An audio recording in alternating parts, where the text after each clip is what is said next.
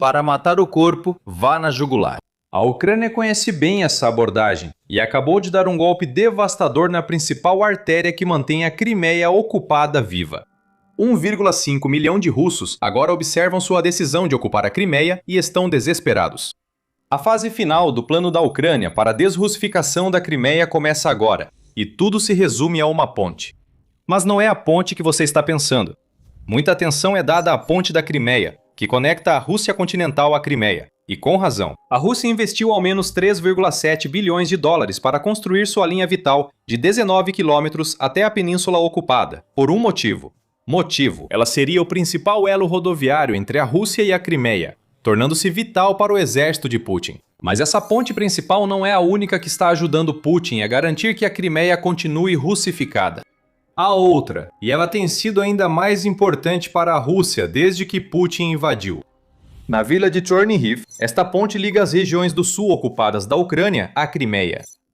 Ela cruza o Oblast de Kherson na travessia de Ziankoi, sendo uma rota terrestre-chave que liga a Crimeia ocupada às áreas da Ucrânia sob controle russo. Essa ponte e as estradas conectadas são vitais para a Rússia, funcionando como corredor logístico para transportar tropas e suprimentos entre Kherson e Crimeia. A ponte Chenar tem importância simbólica.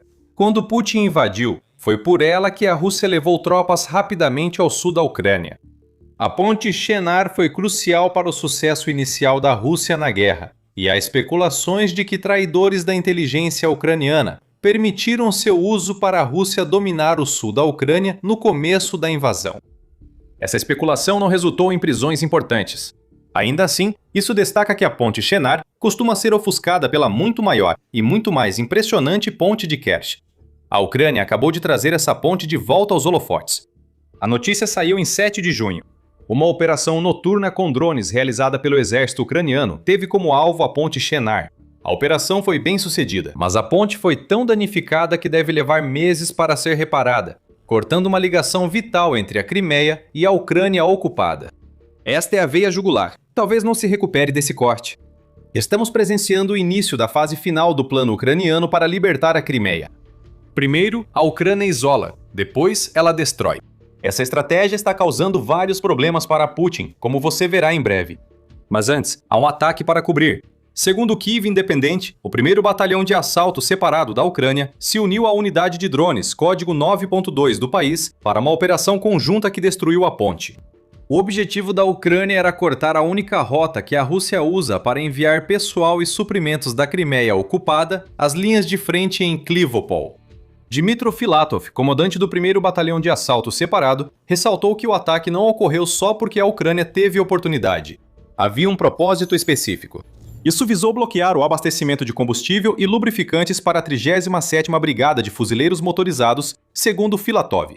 Aqui vemos a estratégia ucraniana de 2026, atacar a logística russa na retaguarda para enfraquecer a linha de frente. O ataque, segundo Alexander Nastenko, da unidade código 9.2, exigirá um enorme trabalho para ser reparado. Não há dúvida de que a Ucrânia fez o que afirmou. A unidade código 9.2 mostrou como foi feito o ataque em vídeo de 7 de junho. O destaque ocorre no primeiro minuto, mostrando a visão dos drones ucranianos enquanto atingem a veia jugular que liga Kherson à Crimeia. Mostramos também os bastidores de uma operação de drones ucraniana, incluindo imagens de um centro de comando que revelam seu avanço tecnológico. Isso não é uma ação isolada, é um trabalho sistemático, declara a descrição do vídeo. Foi destacado que uma cena mostra a Ucrânia usando pela primeira vez um drone de médio alcance novo. Antes disso, o vídeo da unidade código 9.2 não é a única prova direta de que a ponte de Chernihiv foi gravemente danificada. Autoridades da Rússia trazem mais evidências. Eles estão em pânico, com razão. Agora terão que explicar a Putin por que uma ponte crucial para o esforço de guerra russo foi atingida e por que as defesas aéreas falharam novamente contra o ataque ucraniano. O novo drone está relacionado, mas para a Rússia só importa o dano. O fantoche russo Volodymyr Saldo, que o Kremlin instalou como chefe da Kherson ocupada, confirmou que houve danos na ponte que cruza o lago Sivash para conectar a Ucrânia ocupada à Crimeia. Como resultado de um ataque noturno de Vant, a pista da ponte foi danificada na região do assentamento de Chernihiv. Por segurança, o posto de Zankoi foi bloqueado temporariamente. Veículos passam pelos postos de Armiansk e Perakop, segundo o saldo. Existem pontos interessantes neste comentário. Primeiro, não se fala em destroços de drones. A velha desculpa ainda não foi usada, mostrando que Saldo não recebeu o recado de Moscou. Você não deveria afirmar que a Ucrânia teve sucesso, Saldo. Ele deveria afirmar que as defesas aéreas russas foram tão eficazes que derrubaram os drones ucranianos nos alvos desejados pela Ucrânia. Há também os postos de controle citados por Saldo. Armiansk e Perakop não são exatamente boas alternativas. A última é uma rota estreita, inadequada para os grandes comboios militares que a Rússia precisa entre a Crimeia e as regiões ocupadas do sul da Ucrânia. Quanto a Armiansk, essa é um pouco mais robusta. No entanto, acontece que há uma pequena ponte ao longo dessa rota que a Rússia precisa manter intacta.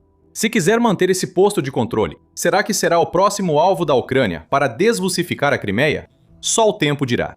Por enquanto, a Rússia está correndo para encontrar alternativas para uma rota que conecta a rodovia RR-280, que a Ucrânia vem atacando durante a maior parte de maio.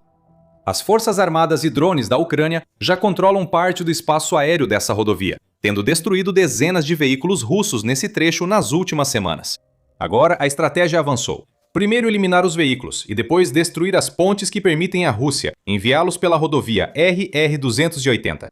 Isso é brilhante pela Ucrânia e pode prejudicar muito a Rússia na Crimeia. O que acabamos de ver da Ucrânia também não é a primeira vez. É uma continuação há muito esperada de um ataque à ponte Chornihiv, que ocorreu em agosto de 2023. No ataque, a Ucrânia usou mísseis Storm Shadow para fechar temporariamente a ponte. Autoridades russas disseram que só um míssil acertou o alvo e os demais foram abatidos. Desta vez, a Rússia não teve sorte e a Ucrânia não usou arma ocidental no ataque à ponte Chernihiv. Todos os drones que atingiram o alvo no ataque de 7 de junho foram fabricados na Ucrânia, incluindo um que estreou na guerra. Esse drone pode revolucionar a situação para a Ucrânia. Mas antes de explicarmos o porquê, aqui vai um lembrete rápido de que você está assistindo ao The Military Show. Se você está aproveitando o conteúdo do canal, inscreva-se para não perder nenhum vídeo. Um novo drone entrou na luta. O que é isso? O nome já explica por que a arma da Ucrânia é tão perigosa. O Behemoth chegou. Muitas fontes relatam que a Ucrânia usou seu novo drone pela primeira vez junto com drones FP da Firepoint. O Behemoth é completamente novo, revelado só em maio de 2026 de acordo com a Pravda, e suas especificações indicam que é uma adição notável ao arsenal de ataque de médio alcance da Ucrânia. Desenvolvido pela Culver Aeroespacial e Glaffer, o Behemoth tem um raio de ataque de cerca de 300 km e um design exclusivo de ogiva dupla que permite entregar uma dose dupla de devastação a um alvo. O nariz do drone abriga uma ogiva de fragmentação altamente explosiva, que pesa 40 kg. Atrás dessa ogiva inicial, há uma segunda. Pesando 35 kg, essa segunda ogiva é termobárica, também conhecida como bomba a vácuo. Essas ogivas são letais. Ao atingir o alvo, uma carga explosiva abre um compartimento que libera combustível, formando uma nuvem que penetra até nas menores frestas. Depois, a carga secundária explode a nuvem e forma uma grande bola de fogo. A onda de choque cria um vácuo que suga o oxigênio ao redor, tornando a ogiva capaz de destruir equipamentos e derrubar edifícios reforçados. Ou, neste caso, para destruir uma ponte essencial para o controle russo da Crimeia. O Behemoth é tão versátil em alvos quanto destrutivo ao explodir. O drone possui vários modos de controle, como FPV, navegação autônoma e semi-autônoma, para garantir que atinja seu alvo. É um drone de voo baixo, dificultando sua interceptação por sistemas de defesa aérea. Esses sistemas monitoram os céus, mas o gigante voa baixo demais para ser detectado e atacar. Começamos a entender como a Ucrânia destruiu a ponte de Chornihiv. Drones FP provavelmente causaram os danos iniciais, atacando com cargas de cerca de 170 kg, supondo que a Ucrânia usou o FP-FP2 no ataque. Isso talvez não destrua a ponte, mas causaria danos e rachaduras que o Behemoth pode explorar. Um ataque termobárico depois disso bastaria para transformar as rachaduras em grandes buracos, inutilizando a ponte de Chornihiv por tempo indeterminado. A perda da ponte de Chornihiv é um grande golpe para a Rússia, e se a Ucrânia mirar agora na rota de Armiansk, escolhida como alternativa, outra ponte pode ser alvo em breve. A Ucrânia está gradualmente bloqueando todas as rotas terrestres da Rússia para a Crimeia ocupada e pode atacar a principal delas novamente. No início do vídeo, citamos a ponte da Crimeia por um motivo. Em 5 de junho, foi noticiado que a Ucrânia destruiu um navio russo de patrulha que protegia a ponte. O navio da classe Svetliak foi atingido no dia anterior ao relatório e integra a rede de segurança naval criada pela Rússia em torno da ponte. Essa rede deveria monitorar as aproximações marítimas, mas a Ucrânia eliminou parte dela. Podemos estar vendo a Ucrânia se preparando para o desfecho. Um ataque à ponte da Crimeia, após a destruição da ponte de Chernihiv, enviaria mensagem clara a Putin. Todas as rotas terrestres são da Ucrânia. A Crimeia fará o mesmo. A Ucrânia realizou um grande ataque em 7 de junho e pode planejar algo maior, enquanto desmonta discretamente a rede de segurança da ponte da Crimeia da Rússia. Agora vamos focar na Crimeia. Os 1,5 milhão de russos na península vão assistir a isso com horror. Novamente, eles enfrentam um ataque que os isola do continente ucraniano e pedem ajuda ao Kremlin, que não virá. Essa é a estratégia intermediária de ataque da Ucrânia. Esta campanha prepara a fase final da desrussificação da Crimeia. A retaguarda russa, principalmente as áreas que atendem a Crimeia, sofre ataques desde maio até junho. Já citamos os ataques da Ucrânia à rodovia RR-280 e o ataque à ponte Chenar está ligado a eles. Cortar esse corredor terrestre foi um dos principais objetivos da fracassada contra-ofensiva ucraniana de 2023. A abordagem atual é diferente. A Ucrânia não tenta ocupar, mas busca o controle com uma campanha assimétrica, que depende da nova geração de drones de médio alcance, destaque em 2026. No fim de maio, o ministro da Defesa da Ucrânia, Mikhailo Fedorov, anunciou a criação do Programa de Bloqueio Logístico. Por isso, o ministério vai destinar quase 113 milhões de dólares para unidades de drones que destroem a logística russa. Na retaguarda, esse programa se apoia em mais de 1.000 ataques de médio alcance geolocalizados já feitos pela Ucrânia em 2026, segundo o New Voice of Ukraine. Isso coincide com a campanha contra a RR-280, que fez dessa ponte terrestre vital uma estrada do inferno. Não só a RR-280 e as pontes que ligam a Ucrânia ocupada à estrada estão na mira, mas qualquer coisa que ajude a ocupação russa da Crimeia é alvo dos novos drones ucranianos. Quem observou como a Ucrânia realiza ataques pode deduzir que destruir a ponte de Chernihiv não foi o único objetivo do país em 7 de junho. No mesmo dia, as forças especiais da Ucrânia lançaram ataques devastadores contra a infraestrutura petrolífera russa na Crimeia. O depósito de petróleo Semikolodzianska e um terminal marítimo de combustível em Feodósia foram atingidos pelo fogo, enquanto a Ucrânia segue tentando cortar o combustível que mantém o controle de Putin na Crimeia ocupada. Sem combustível, 1,5 milhão de ocupantes perderão a vontade de ficar na península. Essa é uma estratégia de médio alcance, em camadas que sufoca a Rússia em todos os aspectos. Com o ataque à ponte de Kornihiv, a Ucrânia interrompe o fio de suprimentos e tropas russas. Os ataques à rodovia RR-280 paralisam os veículos que a Rússia está enviando para a Crimeia e trazendo de volta. Atacando depósitos e terminais de petróleo na Crimeia, a Ucrânia elimina o combustível da península, agravando os problemas causados por ataques em áreas ocupadas. O destino da Crimeia está selado. A Ucrânia está entrando na fase final de sua estratégia de desrussificação, e a Rússia parece incapaz de fazer qualquer coisa a respeito. A campanha de alcance médio está tornando tudo isso possível. Drones como o Behemoth simplesmente não existiam no arsenal da Ucrânia há apenas um ano. Agora esses drones estão limitando a capacidade da Rússia de realizar manobras operacionais na linha de frente, porque estão destruindo centros de comando, logística e concentrações de tropas na retaguarda. Na Crimeia, fora da linha de frente, a situação é distinta. A península deveria ser um refúgio seguro para a Rússia enviar tropas e equipamentos para as regiões ocupadas da Ucrânia. Com drones ucranianos mais fortes e de maior alcance, o refúgio virou um inferno. A Crimeia está sendo atingida diretamente e sente o impacto do programa de bloqueio logístico, que está estrangulando o abastecimento de combustível da península. A escassez de combustível é generalizada. Desde o final de maio, os motoristas na cidade portuária de Sebastopol estão limitados a comprar 20 litros de combustível por veículo, e há uma proibição total de encher recipientes de combustível. Imagens de filas que se estendem até onde a vista alcança estão surgindo da Crimeia, acompanhadas por fotografias de destroços em chamas de caminhões-tanque, que deveriam estar abastecendo a península. Postos de gasolina por toda a Crimeia estão ficando completamente sem combustível. A Ucrânia está levando a guerra de volta aos 1,5 milhão de ocupantes que Putin colocou na península. Mas a estratégia para a Crimeia é muito mais do que isso. O isolamento é o objetivo. As filas nos postos de gasolina da Crimeia são o sinal mais visível desse isolamento na prática. A Ucrânia corta o combustível e destrói as defesas da Crimeia, erguidas por Putin. Ataques foram planejados para tornar a posição de Putin na Crimeia insustentável. Estrategicamente, a Crimeia está se tornando inútil para a Rússia como ativo militar. Sim, equipes de drones ainda atacam cidades ucranianas a partir da península. A frota do Mar Negro foi contida e a Ucrânia corta as rotas logísticas entre a Crimeia e os territórios ocupados. Cortar as estradas é essencial para isolar a Crimeia e torná-la inutilizável para a Rússia. Para a Ucrânia, o objetivo é forçar Putin a ceder o controle da península. Se a Ucrânia conseguir retomar o controle, poderá então alcançar assentamentos ocupados como Budiansk e Mariupol e desenvolver uma presença mais forte no Mar de Azov. A Crimeia é peça-chave, o ponto focal.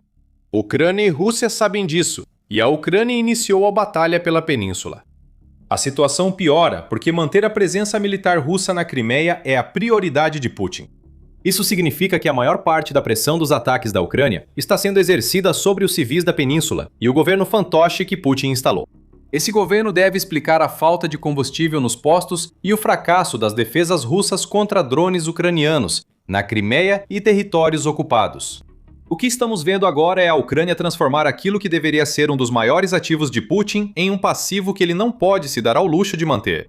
Ao isolar a Crimeia, a Ucrânia impede ataques russos diretos às áreas vulneráveis do continente. A Ucrânia obriga Putin a decisões difíceis. Se a Rússia reforçar defesas na Crimeia, enfraquece a linha de frente e seu próprio território. Não repor o que a Ucrânia destrói deixa a Crimeia mais vulnerável a ataques e reforça a mensagem de que é hora de 1,5 milhão de ocupantes saírem. A ponte Chenar era essencial para a Crimeia ocupada. Por isso a chamávamos de veia jugular. A Ucrânia cortou essa veia no ataque com um novo drone. A Rússia vai reparar a ponte sem parar, mas isso não importa. Mesmo funcionando, o Behemoth e outros drones FP seguem à espreita, prontos para atacar de novo. Ao longo das rodovias do sul ocupado da Ucrânia, um novo tipo de destroço está se acumulando nas valas. Esses não são os tanques queimados do início da guerra, nem as colunas blindadas que cobriam as estradas ao norte de Kiev em 2022. Esses caminhões tanque e de combustível, antes usados pela logística russa, estão abandonados 4 anos após o início da guerra. Isso ocorre porque as estradas antes usadas para abastecer tropas agora viraram armadilhas mortais. Tudo isso porque a Ucrânia usou drones para quase todos os fins imagináveis nesta guerra e depois de 4 anos expandiu seu uso para incluir o lançamento remoto de minas. Essas táticas são discretas e raramente causam explosões dramáticas, como um ataque de míssil a um aeródromo. Implantar uma mina dificilmente gera posts envolventes nas redes sociais ou vídeos virais que chegam ao noticiário. Mesmo assim, esses drones viraram notícia por serem mais perigosos para a Rússia do que se imagina. Ironia é que a própria Rússia foi pioneira no uso de drones para lançar minas no início da guerra. Agora, essa mesma tática está sendo usada contra eles, em uma escala que Moscou nunca imaginou. Para entender por que isso é importante, vamos começar com uma mudança na forma como a Ucrânia tem usado drones. Durante a maior parte desta guerra, os drones têm sido usados principalmente para caçar alvos. Um drone de visão em primeira pessoa persegue um único veículo. Um drone kamikaze atinge um único tanque. É preciso, é barato e é mortal. Mas fundamentalmente trata-se de eliminar um alvo de cada vez. A nova ideia é estrangular o fluxo de tropas inimigas.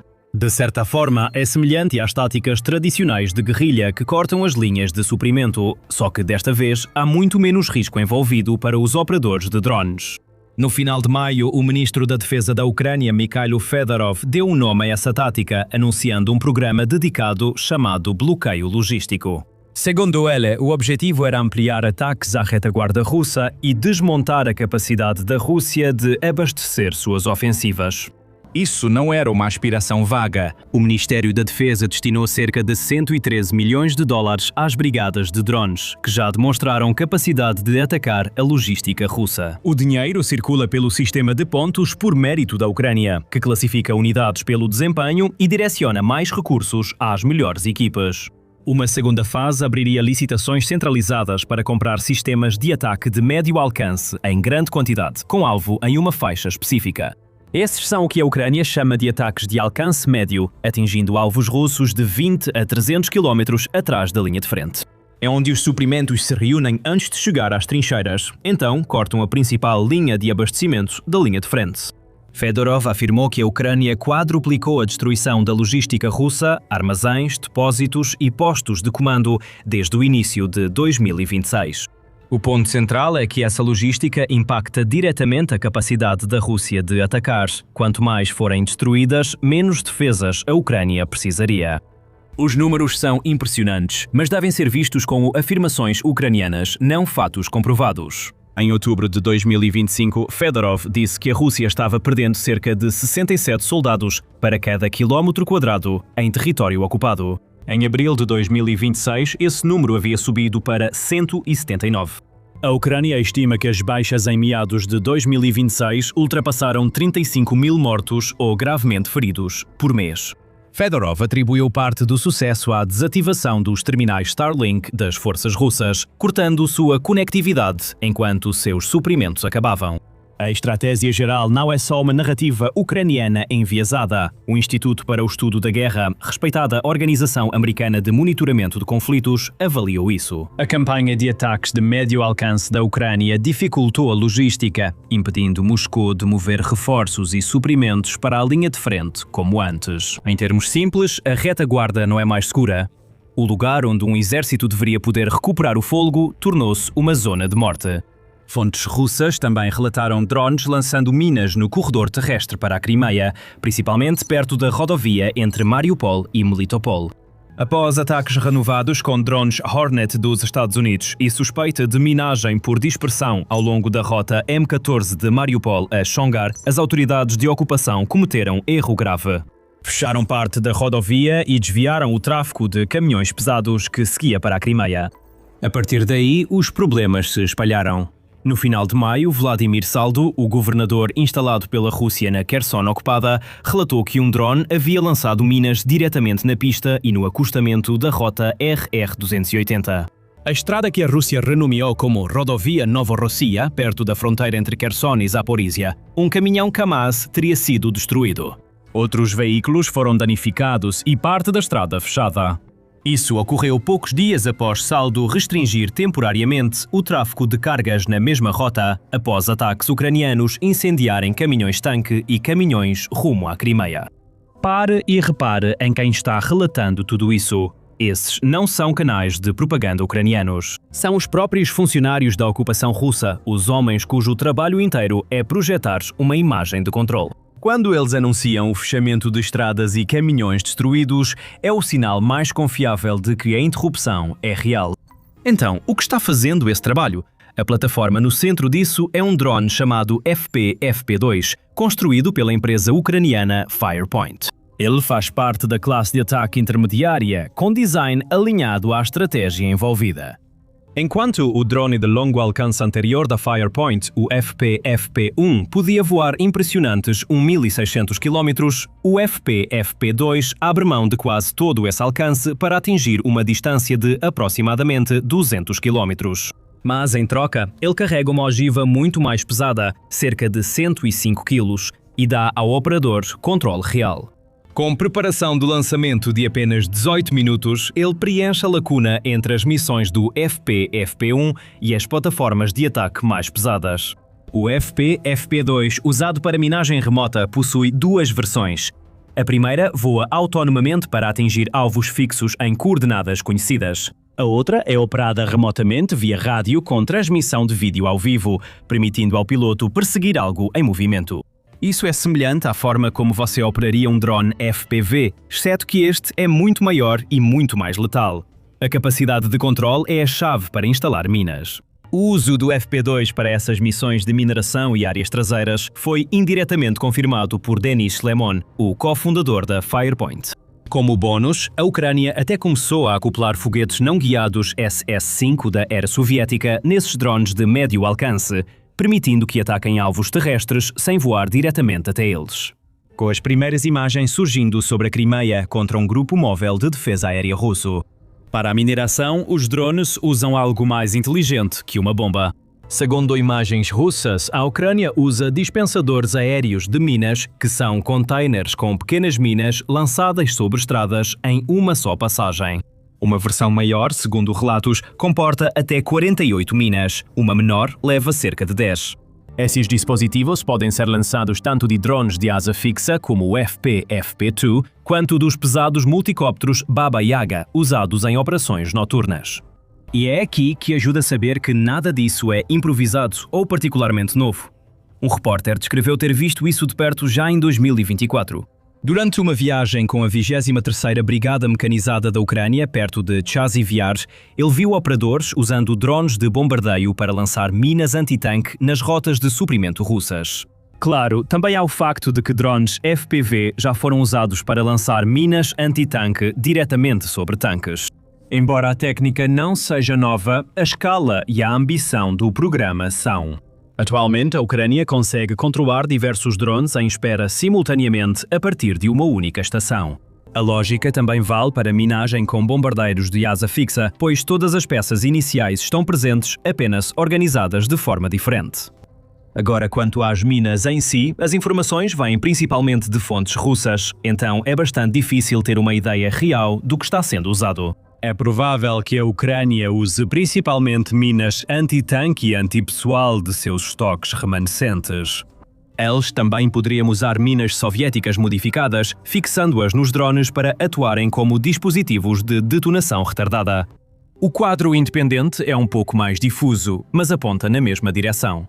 Um analista sugeriu que as minas seriam moldes impressos em 3D com espoletas sensíveis ao movimento ou influência magnética e apenas explosivo suficiente para imobilizar um veículo. E essa palavra, imobilizar, é o ponto principal. Essas minas não precisam realmente destruir nada. Uma mina que apenas desativa um caminhão já cumpriu seu objetivo. Um caminhão parado em uma estrada de suprimentos bloqueia a pista e faz todos atrás dele pararem. Isso cria um congestionamento, um agrupamento de veículos parados juntos em uma rodovia exposta, que é exatamente o tipo de alvo imóvel com o qual um operador de drone sonha. A mina só precisa parar o comboio tempo suficiente para outra coisa concluir o trabalho. Pense naquele famoso comboio de tanques de 42 milhas que vimos em 2022. O mesmo pode ocorrer nas linhas vitais de suprimento russas, graças a drones baratos de produzir e que usam tecnologias já disponíveis. Os russos compreendem isso bem e seus blogueiros militares já vêm alertando. Um conhecido blogueiro russo de guerra chamado Informante Militar alertou que pequenas minas espalhadas nas estradas podem paralisar o transporte, pois o tráfego deve ser interrompido constantemente para inspeção e desminagem.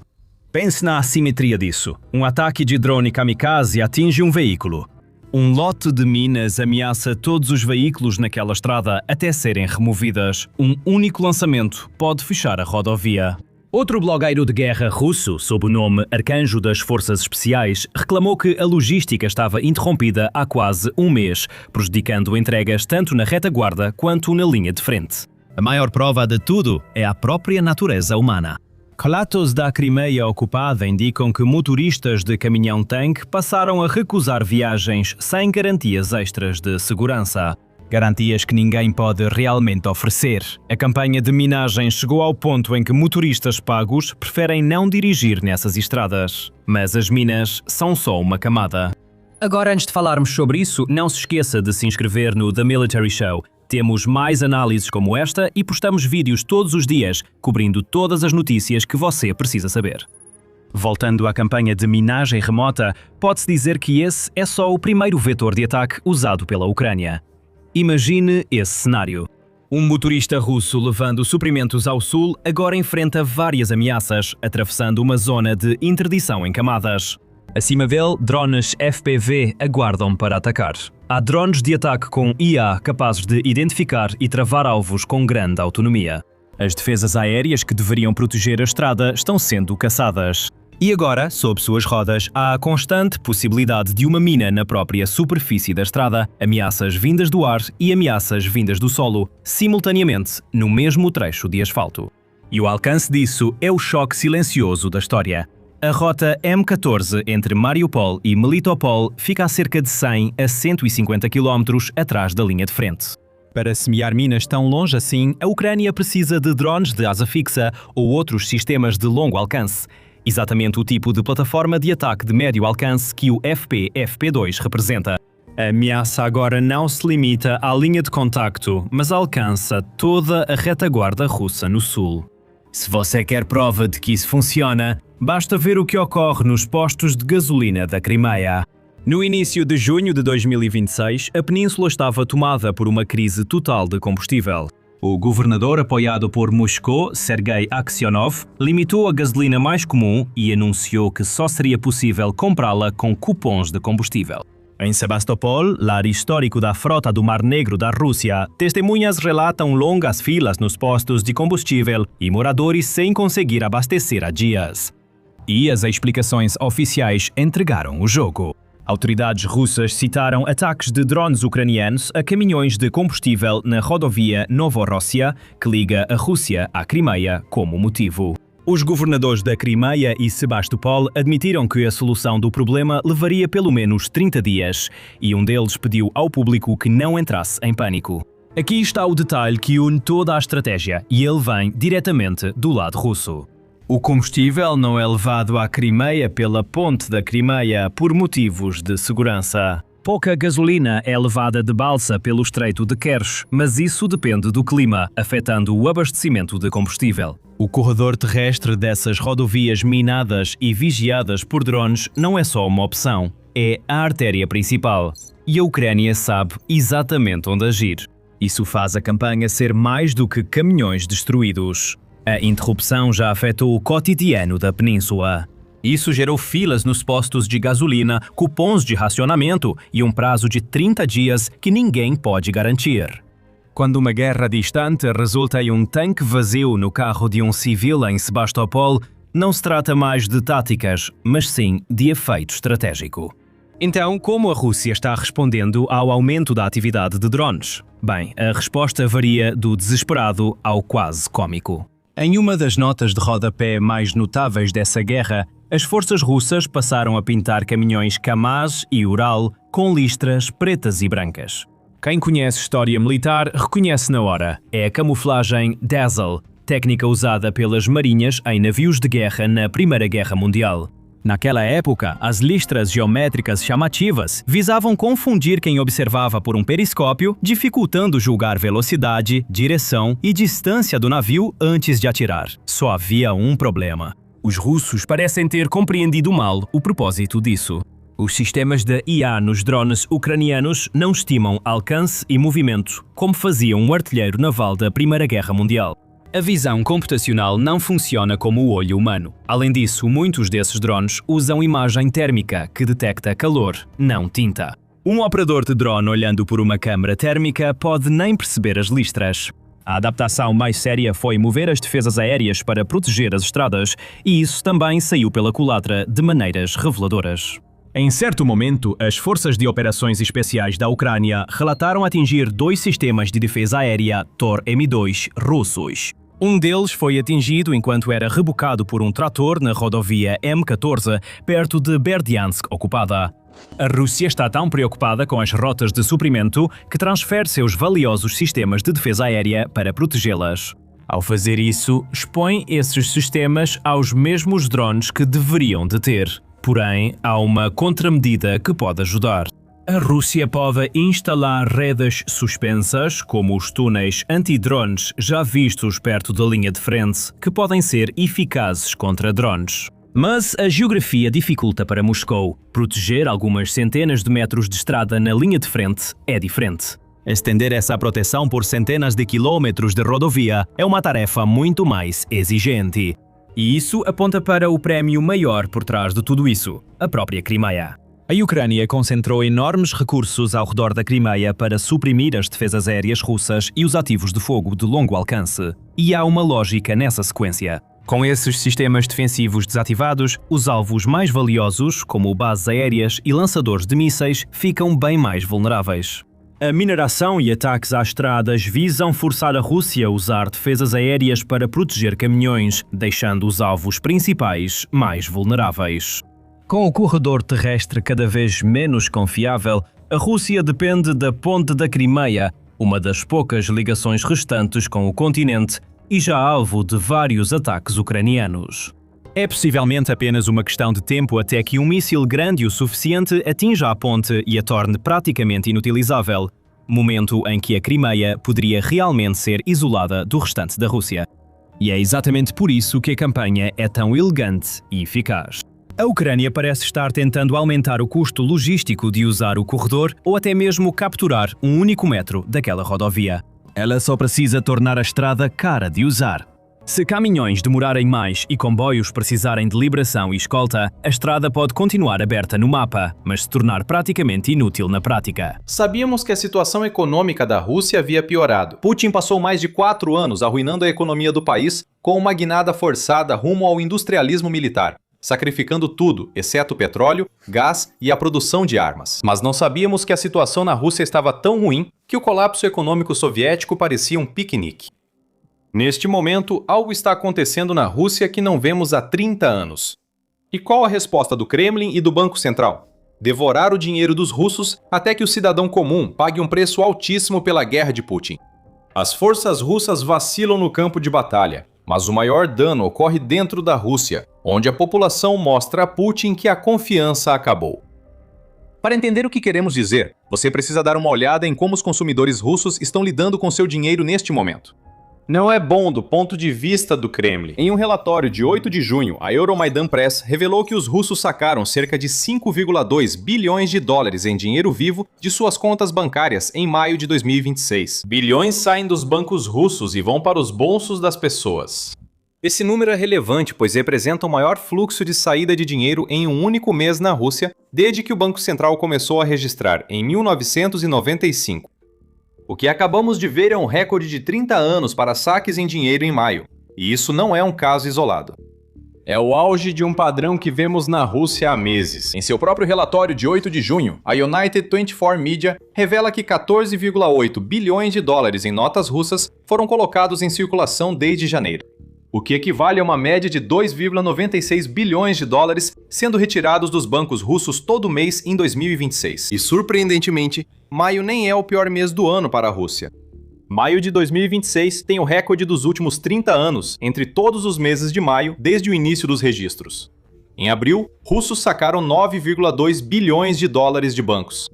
Março também não ficou muito atrás de maio, com saída de 4,1 bilhões de dólares do sistema bancário russo para os bolsos dos russos. Estamos vendo uma fuga de dinheiro em espécie inédita desde o início da pandemia de Covid-19. E isso é um indicativo de algo que Putin nunca quis ver. Os russos comuns perderam completamente a confiança no sistema bancário deles. Sinceramente, é difícil culpar o povo russo pelo que fazem agora. No nível mais básico, não há muito no sistema bancário russo que torne a ideia de manter dinheiro em contas de poupança tão atraente assim. Mesmo com a taxa básica de juros da Rússia em 14,5%, os bancos oferecem rendimentos tão baixos nas poupanças que guardar dinheiro nelas é quase inútil. As famílias estão optando por guardar dinheiro em espécie, porque esse dinheiro não rende quase nada quando é colocado em uma conta bancária. Mas há mais do que isso. Além da questão dos juros, há uma situação crescente que impacta todo o setor bancário da Rússia. Em 17 de maio, o Kiev Post publicou um artigo revelando que o sistema bancário da Rússia está em situação crítica. Citando dados do Centro Pró-Kremlin de Análise Macroeconômica e Previsão de Curto Prazo, ou CMACP, o veículo revelou que ativos tóxicos e inadimplentes em todo o setor bancário da Rússia já ultrapassaram 10%.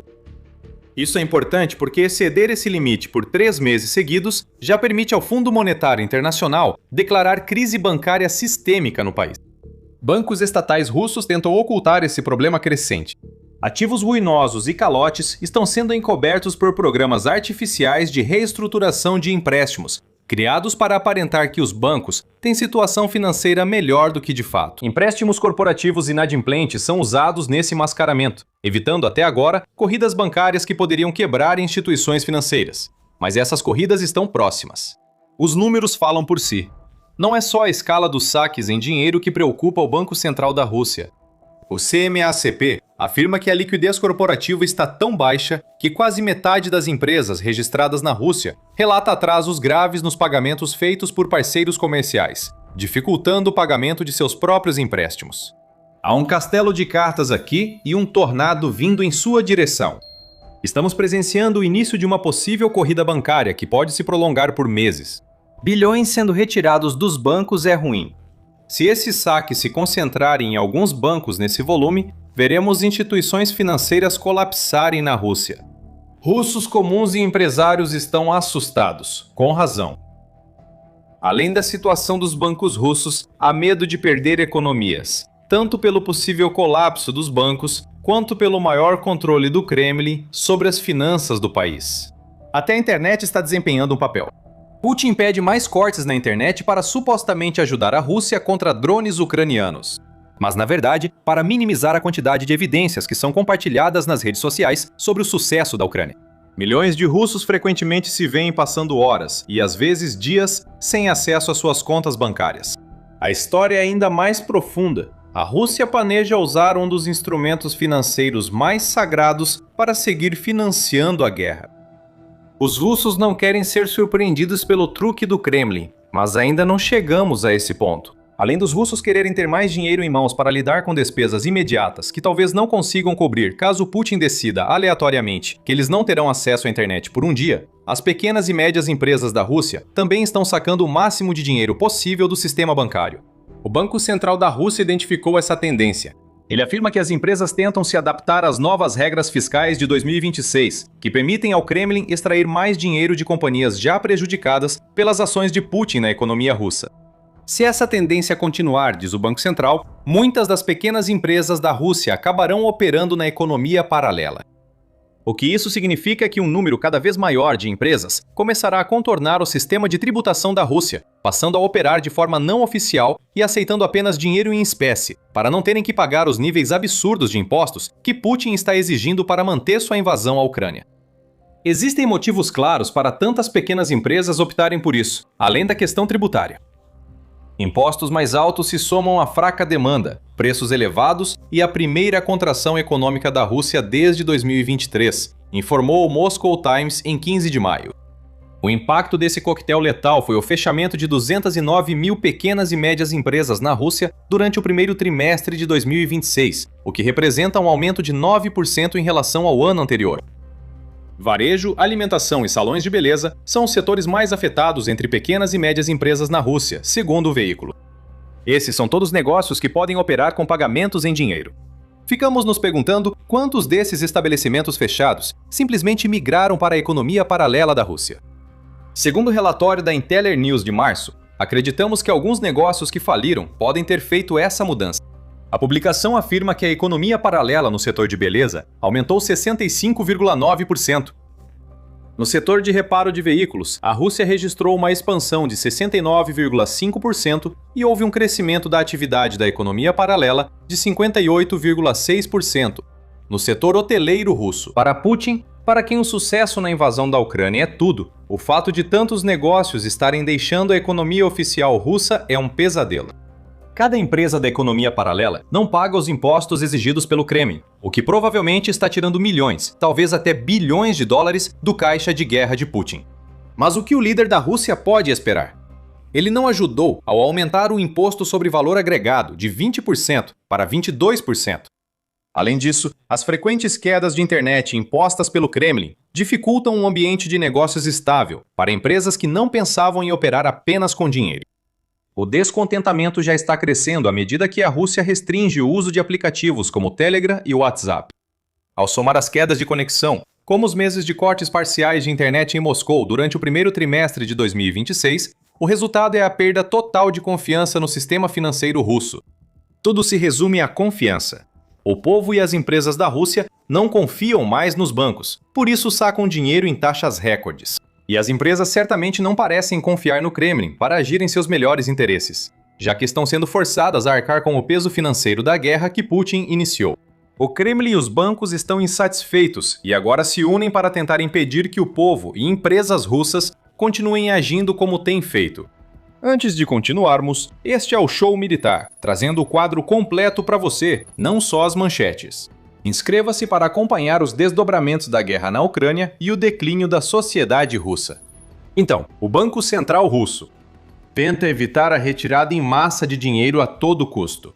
Segundo a Euromaidan Press, em 1º de junho, o Banco Central impôs novos limites a saques em caixas eletrônicos para tentar controlar o uso do dinheiro pelos russos. Novas regras permitem que bancos russos monitorem todos os saques em dinheiro dos clientes. Qualquer saque considerado suspeito, o que aparentemente inclui múltiplos saques em um curto período de tempo, ou grandes saques após longos períodos de inatividade, pode levar ao bloqueio ou suspensão das contas, até que uma revisão seja feita. Um banco central muito inteligente. Diante de uma crise de confiança no setor bancário russo, com pessoas temendo perder acesso ao dinheiro, a solução é ameaçá-las justamente com essa perda. É quase como se os bancos estivessem tentando se prejudicar na ânsia de controlar o que seus clientes estão fazendo. O que vemos aqui é uma clara priorização da estabilidade do sistema bancário em relação às necessidades e desejos dos consumidores e empresas russos. Isso não pode acabar bem. A dissidência e a desconfiança, que levaram a saques recordes em 2026, só vão crescer conforme o Banco Central mostra que controla o dinheiro das pessoas mais do que elas mesmas. Quanto ao Kremlin, ele está buscando exercer controle de uma forma muito mais insidiosa. O fato de as empresas russas estarem cada vez mais sendo tentadas a migrar para a economia paralela não deveria ser surpresa, dadas as condições que Putin criou para qualquer empresa que não sirva à máquina de guerra russa. Mas a resposta do Kremlin a uma crise que está fazendo com que ele arrecade menos impostos do que acredita que deveria estar arrecadando pegou todo mundo de surpresa. O Kremlin está indo atrás das aposentadorias das pessoas. Vai prejudicar idosos e quem se prepara para o futuro, para sustentar o apetite insaciável de Putin por dinheiro para financiar a invasão à Ucrânia. Em 8 de junho, a United 24 soltou a bomba em um relatório. O governo russo iniciou a criação de uma lei para transferir automaticamente as economias de aposentadoria de milhões de russos para um novo programa. O programa é gerido pelo Estado, então os russos que trabalham não escolhem como o dinheiro poupado para o futuro será investido. Este não é um programa pequeno. Se o Kremlin tiver sucesso, 37 milhões de russos que o governo classifica como investidores silenciosos terão seu dinheiro transferido. Especificamente, aqueles que ainda não escolheram um fundo de pensão privado e cujos ativos estão atualmente no Fundo Social da Rússia vão ver seu direito de escolha ser retirado. Por que o governo da Rússia faria isso? Quando se nota que cerca de 41,1 bilhões de dólares estão sob gestão do banco estatal Vneshekonombank, ou VEB, entende-se melhor. Claro, tudo isso está sendo apresentado como algo positivo por Igor Shivalov, que é o chefe do VEB, e não vê motivo para que a criação de um novo fundo controlado pelo Estado, que permite que os tentáculos do Kremlin se aprofundem ainda mais nas economias de pensão do que nunca, seja um problema. O grupo VEB terá acesso a recursos financeiros adicionais para operar, incluindo as economias de longo prazo dos cidadãos e fundos de pensão, e poderá investir esses ativos em projetos tecnológicos modernos, segundo o Moscow Times, afirmou o chefe do VEB. Que vago! Questionamos o significado de projetos tecnológicos modernos. Temos certeza de que não se trata só de um código para a indústria de defesa russa. Há muitos projetos de tecnologia moderna em um país que, segundo a Organização Mundial da Propriedade Intelectual, ocupa o 73º lugar em insumos e o 55º em resultados de inovação no mundo. Sarcasmo à parte, o ministro das Finanças da Rússia, Anton Silianov, já apoiou o projeto de lei, indicando que Putin deseja isso. Silianov diz que liberar os fundos do Fundo Social da Rússia pode ser uma base para a poupança de longo prazo. Isso pode indicar bilhões investidos em um mercado de ações local que desmoronou após perder investidores estrangeiros após a invasão de Putin. Isso não inspira confiança.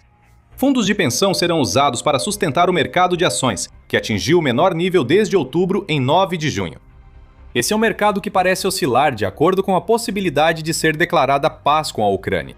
Sempre que Putin diz não à paz, que é literalmente toda vez que o assunto surge, o mercado de ações russo despenca. Não é exatamente o investimento mais seguro para as aposentadorias de 37 milhões de pessoas. Também seríamos negligentes se não mencionássemos que a Rússia destinou 146,4 bilhões de dólares, 39% do orçamento ao setor militar nos primeiros 9 meses de 2025. Isso é 4 vezes o gasto visto em 2021 e foi acompanhado por uma queda nos gastos sociais, que levou o investimento da Rússia em seu próprio povo ao menor nível dos últimos 20 anos. Segundo a United 24 Media. 3 palpites sobre as indústrias que o VEB apoiará, usando pensões russas para comprar ações. Você deve estar brincando, não precisa de 3 palpites. A Rússia está mais uma vez tentando controlar o dinheiro das pessoas para sustentar uma guerra que já custou bilhões de dólares e vai custar muito mais. Enquanto Putin se recusa até a considerar que talvez a guerra que iniciou não termine em vitória russa inevitável. Isso é a canibalização dos ativos financeiros de russos e empresas para financiar a guerra. Enquanto Putin se esconde em seu bunker e desfruta de sua riqueza, seu governo arranca braços e pernas do povo.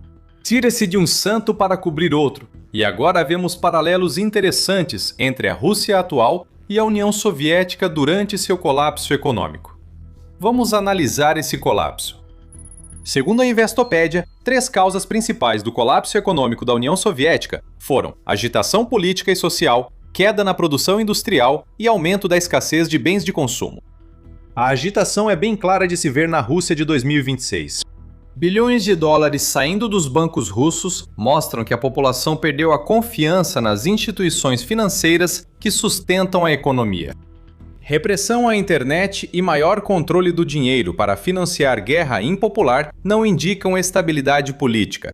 Em um relatório de 9 de junho, a reportagem destacou que o Instituto de Pesquisas russo, o Centro Levada, revelou que 62% dos russos entrevistados querem o fim da guerra na Ucrânia. As medidas financeiras que estão sendo implementadas para garantir a continuidade da guerra vão totalmente contra o que o povo russo deseja. Então, essa é a agitação política e social que está fervendo por baixo e se aproximando de explodir. As outras 2 questões estão ficando mais claras de se perceber. Na produção industrial russa, quase todos os setores, exceto os ligados ao complexo industrial militar russo, enfrentam dificuldades. Mesmo defesa e energia não geram receitas que sejam reinvestidas na Rússia. O dinheiro financia a máquina de guerra de Putin. O crescimento esperado do Produto Interno Bruto, ou PIB, da Rússia em 2026, já foi rebaixado de 1,3% para 0,4%, segundo o Moscow Times, o que basicamente significa um ano de estagnação. A Intel News acrescenta que o índice de gerentes de compras do setor de manufatura da SP Global Rússia, ajustado sazonalmente, ou PMI, ficou em 48,8 em maio. Isso representa um aumento em relação aos 48,1 registrados em abril. Mas qualquer pontuação do PMI abaixo de 50 é um sinal de contração na manufatura. A Rússia tem ficado quase sempre abaixo, ou em 50 desde o início de 2025. Então, é seguro dizer que a produção industrial está em declínio na Rússia.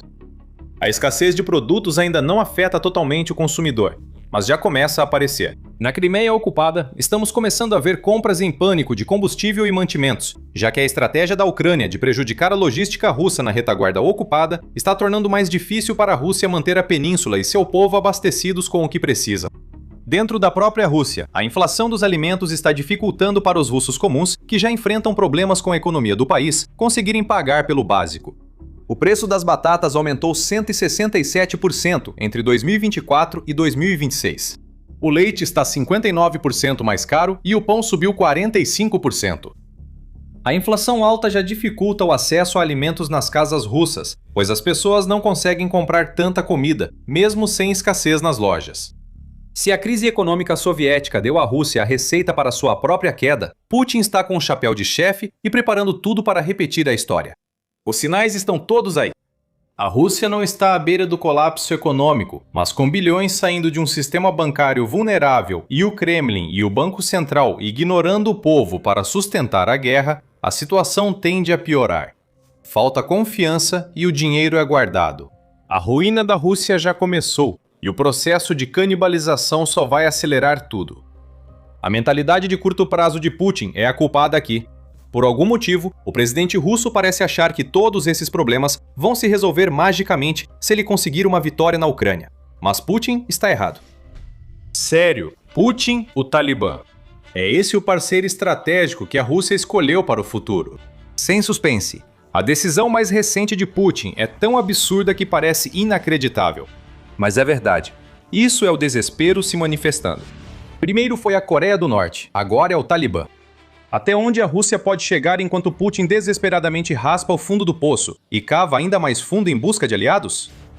Certo, vamos analisar o acordo. Em 28 de maio, o político informou que Rússia e Afeganistão assinaram um acordo de cooperação militar, elaborado cerca de um ano após a Rússia reconhecer a legitimidade do governo talibã no país. O Talibã não é mais considerado grupo terrorista pela Rússia, que vê um governo legítimo e busca estreitar relações. Mas até que ponto? Embora tanto a Rússia quanto o Talibã tenham sido rápidos em revelar que existe um acordo, nenhum dos dois está dizendo muito sobre o que isso realmente significa. No Fórum Internacional de Segurança em Moscou, o ministro da Defesa do Afeganistão, Mohammad Yaqub, preferiu manter tudo vago. A interação com a Rússia é importante para nós. Afeganistão e Rússia têm relações históricas e de longa data. Queremos avançar nessa direção, disse Yakub, sem realmente dizer nada. O secretário do Conselho de Segurança da Rússia, Sergei Shoigu, disse apenas que os países ocidentais devem descongelar os ativos afegãos, reconhecer sua responsabilidade pelos 20 anos no Afeganistão e assumir a reconstrução pós-conflito. Então há um motivo para tudo isso. A Rússia quer atacar o Ocidente. Mas quanto ao acordo em si, tudo o que realmente sabemos é que se trata de algum tipo de acordo de cooperação técnico-militar, e que nenhum dos lados divulgou o texto do documento que assinaram. Sem o texto, é difícil avaliar o alcance do novo acordo, embora possamos especular. O acordo técnico-militar geralmente envolve transferência de armas, apoio logístico, treinamento de tropas e outras assistências. Mas isso já é um problema, pois os cofres da Rússia não estão cheios atualmente. A economia russa está em crise, a ponto de a inteligência sueca afirmar que o país falsifica dados para aparentar mais poder econômico. Um déficit orçamentário maior e uma inflação mais alta do que o declarado é o que os suecos dizem que a Rússia está enfrentando. Não é como se a Rússia tivesse verba para apoiar o Talibã. Ela não pode enviar armas para fortalecer o regime afegão, pois Putin precisa delas na guerra mal sucedida na Ucrânia. Então, qual o real interesse da Rússia nisso? Putin quer dar um sinal político ao Ocidente, como mostra a declaração de Shoigu. Ruslan Sulimanov, especialista do Centro Nest, afirmou ao The Insider que uma cooperação militar séria provavelmente está descartada. Isso é uma medida simbólica para mostrar que Moscou apoia o Talibã, com cooperação que vai além de palavras e inclui ações. Na verdade, não haverá aliança ou coalizão militar como com a Coreia do Norte, afirma Sulimanov. O The Independent relata que Shoigu afirmou que a Rússia considera inaceitável a criação de estruturas militares dos Estados Unidos e da OTAN no Afeganistão ou países vizinhos. Isso mostra que a Rússia quer se mostrar defensora dos fracos diante das potências ocidentais. O que mais há de novo, hein, Putin? Desta vez, o mais fraco é um regime terrorista que já derrotou a Rússia antes. Putin está se deitando com pulgas e está feliz com isso. A Rússia provavelmente busca mais do que apenas desafiar o Ocidente com essas ações. Seja o que for esse algo, certamente não são armas. O Talibã não tem praticamente nada para enviar à Rússia e ajudar Putin na guerra contra a Ucrânia. Segundo o Global Firepower, o exército criado pelo Talibã no Afeganistão depende quase só de armas leves. O Talibã não possui marinha e por isso não apoia a Rússia com navios de guerra. O Afeganistão possui apenas 5 aeronaves, 2 aviões de transporte e 3 helicópteros, portanto, não tem poder aéreo.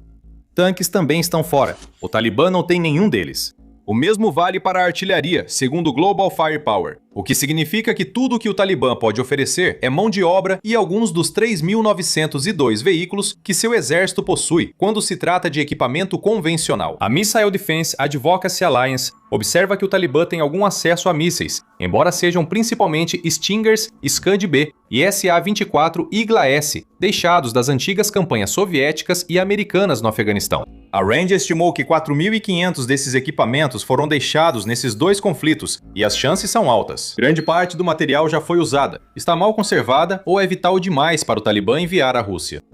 O Talibã também começou a dar sinais de que está usando drones para ataques suicidas, mas parece improvável que haja muito que o grupo possa fazer ou fornecer para a Rússia em relação a drones que a Rússia já não possua. Parece que o Talibã está levando a melhor nesse acordo. Como aponta a Rádio Europa Livre e Rádio Liberdade, assim como a Rússia não tem muito dinheiro ou equipamento para enviar ao Talibã, o regime afegão mal tem recursos para comprar qualquer coisa da Rússia. O crescimento de 4,3% do PIB do Afeganistão em 2025 é ilusório, pois foi impulsionado pelo retorno ao Afeganistão de cidadãos vindos do Paquistão e do Irã. O retorno de mais de 2 milhões de afegãos ao país significou que o PIB do país deve cair cerca de 4%, segundo o Banco Mundial. Mas com esse acordo, o Talibã ganha certa legitimidade como entidade geopolítica. Não muita. O Talibã ainda é considerado grupo terrorista pela maioria dos países, mas agora pode dizer que tem a Rússia como aliada no comércio e militarmente. De volta à Rússia, há certa tentativa de preservar sua força nas regiões centro-asiáticas e do extremo oriente da Rússia. Em particular, a Rússia está procurando um país que sirva de contrapeso ao Estado Islâmico Khorasan, que assumiu a responsabilidade por um ataque terrorista devastador em uma casa de shows em Moscou, que tirou a vida de quase 150 pessoas em março de 2024. Esse grupo ainda está ativo dentro da Rússia, então parece que a lógica pode ser que Putin esteja se aproximando de um grupo de terroristas para ajudá-lo a combater outro grupo. Além disso, há o fator influência. Com a saída dos Estados Unidos do Afeganistão, a Rússia tenta entrar na região e recolher os cacos. Tudo isso parece insignificante novamente. A única outra razão para a Rússia querer esse acordo é Putin achar que pode conseguir mão de obra do Talibã para enviar à linha de frente na Ucrânia. Ele já fez isso antes com outros países. A Coreia do Norte enviou até 15 mil soldados para a Rússia entre o outono de 2024 e o final de 2025, segundo o Conselho de Relações Exteriores. No entanto, o Talibã não é muito mais poderoso em termos de mão de obra do que é em relação ao seu constrangedor arsenal de equipamentos.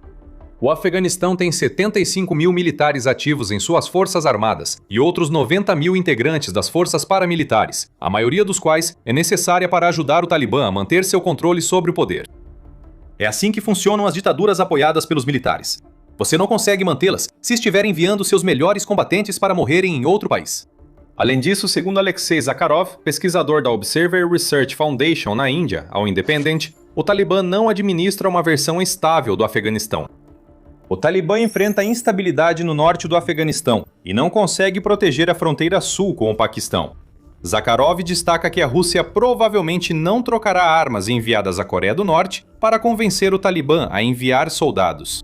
Resumindo, o que esse acordo significa pode ser dito em uma palavra: desespero. A Rússia fez acordo com o Talibã por não conseguir firmar semelhantes em outros lugares. Esta história mostra a influência geopolítica decadente de Putin e seu impacto na Rússia. Explicaremos o motivo em breve. Fazemos o programa militar para mostrar como o poder realmente se move, ou neste caso, quase não se move. Se você está gostando deste vídeo, não se esqueça de se inscrever para não perder o que vem por aí. Vamos começar pelo óbvio. A Rússia acabou de correr para os braços de um velho inimigo. Mudanças geopolíticas são comuns. Antigos inimigos podem virar amigos e o contrário, como mostra a história. O acordo entre a Rússia e o Talibã mostra um presidente russo tentando resgatar os dias de glória da antiga União Soviética, ao se aliar a um grupo que a URSS tentou destruir nos anos 1980. A guerra de uma década entre o Afeganistão e a União Soviética custou à Rússia 15 mil soldados. Para qualquer outra nação, isso seria uma humilhação grande o suficiente para dissuadi-la de fechar um acordo como o que a Rússia acabou de fazer com o Talibã. Mas para Putin, 15 mil baixas é menos da metade do que a Rússia enfrenta em um mês na Ucrânia atualmente. Talvez isso facilite para ele superar o passado. Mesmo assim, eles humilharam a Rússia como só seria superada na campanha desastrosa de Putin na Ucrânia. O líder da Rússia agora assinar e promover acordos de defesa tão facilmente com esse grupo mostra o quanto o país caiu no cenário geopolítico. Neste momento, a Rússia basicamente está dizendo sim para qualquer governo, não importa o quão frágil seja essa relação. A Coreia do Norte já era problemática. O Tratado de Defesa assinado pela Rússia com o país em 2024 fez muitos questionarem até onde Putin buscaria aliados. Kim Jong-un e seu governo retribuíram a Rússia pela tecnologia e dinheiro enviados junto com os soldados mencionados. Putin se mostrou disposto a fazer qualquer pacto para aumentar suas chances de vencer a guerra na Ucrânia. Ao menos a Coreia do Norte podia fornecer algo. Soldados, foguetes e equipamentos militares vieram de Pyongyang antes e depois da assinatura do acordo de 2024. Em dezembro de 2025, Kim Jong-un confirmou que tropas norte-coreanas ainda atuavam na Rússia, aparentemente encarregadas de limpar minas na região de Kursk. Mas a Rússia não obterá nada assim do Talibã. Não existe quid pro quo, nem troca de dinheiro e tecnologia por tropas e equipamentos. Apenas um acordo que nos mostra que Putin reconhece que não tem mais para onde recorrer. Isso não é sobre desafiar os Estados Unidos, nem o Talibã ajudar a Rússia contra a Ucrânia. Esse acordo representa o último suspiro de um líder russo cuja influência global desmoronou. Putin não teve sucesso nos últimos anos ao tentar colocar a Rússia no centro de uma nova ordem mundial. Quando Putin apoia um regime hoje, ele tende a colapsar. Vimos isso na Síria no final de 2024. A queda do regime de Assad levou a Rússia a perder muito prestígio, já que as armas e o apoio que Moscou havia fornecido para aquele regime não serviram para absolutamente nada para impedir uma rebelião que acabou levando Bashar al-Assad a fugir para salvar a própria vida. Na Venezuela, Putin transformava o ditador Nicolás Maduro em aliado. Segundo o Centro de Análise de Políticas Europeias, após a invasão da Ucrânia, as relações russas com a Venezuela avançaram, incluindo um acordo de parceria de 10 anos. Tudo mudou quando os Estados Unidos retiraram Nicolás Maduro do país que ele liderava, deixando Putin sem um aliado importante na América do Sul. Após a Operação Fúria Épica eliminar o ex-líder supremo iraniano Ali Khamenei nas primeiras 24 horas, Putin provavelmente se perguntou para onde poderia recorrer depois disso. Todos os aliados da Rússia estavam sendo tirados de cena. Isso deixa Putin com a Coreia do Norte e agora com o Talibã no Afeganistão. Não é uma lista de grande influência geopolítica, apesar das tentativas da Rússia de afirmar isso. A falta de influência global de Putin já havia sido exposta. Agora, a ferida aberta do fracasso da Rússia está totalmente à mostra para o mundo inteiro ver, enquanto a Rússia fecha um acordo com o Talibã. Como Putin já mostrou sempre que suas alianças ruíram, a Rússia só repete discursos vazios diante de sua influência em declínio. Não houve tentativas reais de restaurar regimes pró-Rússia na Síria, Venezuela ou Irã. A Rússia já não tem essa influência. Agora só é possível fortalecer a ordem regional aliando-se a regimes que antes se opuseram à Rússia. Isso não é diplomacia, e sim o desespero de um líder ciente de que seu tempo no governo está acabando. Mas e a China, você pode perguntar? Esse é um grande aliado no qual Putin pode apostar suas fichas. Bem, de certa forma. É verdade que a China forneceu à Rússia componentes de uso duplo, frequentemente usados em armas e drones na Ucrânia. Também é verdade que a China é o maior comprador mundial de petróleo russo, o que mantém dinheiro entrando no caixa de guerra de Putin. Mas Xi Jinping não é o aliado que Putin gostaria que ele fosse. A China não firmou acordos de defesa com a Rússia como os que assina agora com o Talibã. Putin não pode simplesmente conseguir o que quer da China, como vimos na visita diplomática dele a Pequim em maio. Embora essa visita tenha resultado na assinatura de mais de 20 acordos sobre tecnologia e comércio, segundo a BBC, ela também terminou sem nenhum sinal de que o gasoduto que Putin quer para ligar a Rússia e a China esteja mais perto de ser concretizado. Putin precisa aceitar que a China não considera a Rússia uma aliada. Pequim enxerga Moscou como instrumento para obter petróleo barato e travar disputas geopolíticas. Ferramentas são descartadas quando perdem a utilidade. Putin sabe que Xi tem total controle na relação Rússia-China e poderia cortar tudo sem consequências reais se Putin o irritar. Todo esse relacionamento é nos termos da China, já que a Rússia representa apenas 4% do comércio internacional da China, apesar de Pequim ser absolutamente crucial para os planos de Putin. A China pode sobreviver e provavelmente até prosperar sem a Rússia. O mesmo não pode ser dito ao contrário. A Rússia, entre grandes jogadores, tem relações unilaterais e seguidos colapsos de liderança, por isso fez acordo com o Talibã. Se já não fosse humilhante o suficiente para Putin ter sido forçado a cavar tão fundo para encontrar um aliado, o mais recente acordo da Rússia também acontece enquanto a Ucrânia está se tornando um jogador de peso no Oriente Médio. Enquanto a Rússia busca proteção na Ásia Central, a Ucrânia firma acordos de defesa de 10 anos com a Arábia Saudita, Catar e Emirados Árabes Unidos. A Ucrânia está realmente aproveitando esses acordos. As nações do Golfo, alvo dos drones Shahid usados também pela Rússia na Ucrânia, trocam petróleo, dinheiro e possivelmente equipamentos militares pela experiência ucraniana no combate a esses drones. Esse contraste mostra como a Rússia está caindo na hierarquia global. Putin assina acordos sem benefícios para a Rússia apenas para obter um aliado rejeitado por outros. A Ucrânia assina acordos como parceira igual, reconhecida por sua capacidade de ajudar grandes nações a se proteger.